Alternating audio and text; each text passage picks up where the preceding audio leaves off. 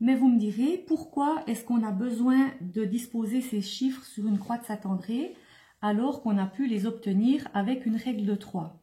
Eh bien, dans la situation où vous serez au salon de coiffure et que vous devrez fabriquer de l'oxydant sans avoir des quantités indicatives, vous devrez les présenter sur cette règle pour obtenir le nombre de parts à mélanger. Pour que vous arriviez à comprendre, je vais vous donner l'exemple avec l'exercice 3 de la page 162. Vous avez une concentration d'oxydant de 30% et vous souhaitez fabriquer un oxydant à 6%. Naturellement, vous allez le diluer avec de l'eau, mais vous ne connaissez pas les quantités à utiliser de 30% et d'eau. Donc, on va poser ces chiffres sur la croix de Saint-André. La concentration la plus élevée, dans ce cas, est de 30%. Et la concentration la plus faible, eh bien, puisque c'est de l'eau, c'est donc de 0. Le mélange final, la concentration finale du mélange, ce qu'on veut obtenir, c'est de l'oxydant à 6%. Donc la concentration finale au milieu est de 6. Les parts, les chiffres des parts sont la différence de ces deux montants en diagonale. Donc la différence entre 0 et 6 est de 6 et la différence entre 30 et 6 est de 24. Sous la barre de contrôle, on doit obtenir les deux mêmes chiffres. Donc on va ici faire toujours moins.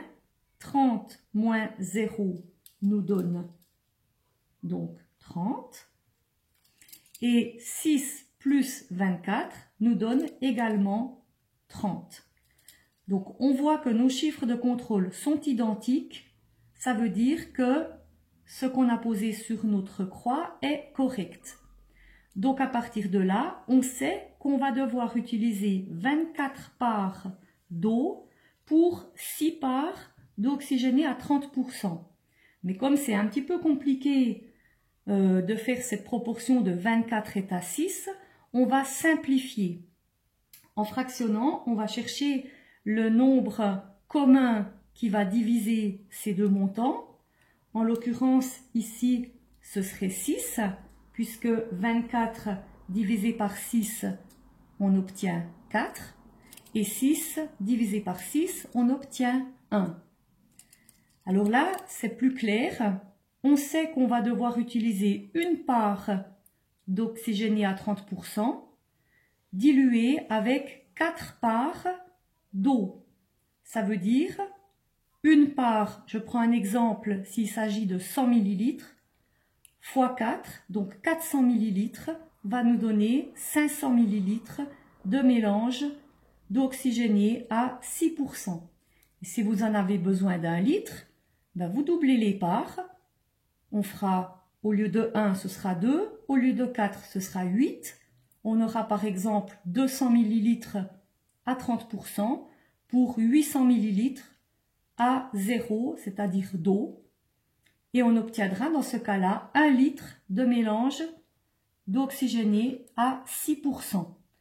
Et si on en veut plus, 2 litres, 3 litres, on va chaque fois multiplier ces chiffres.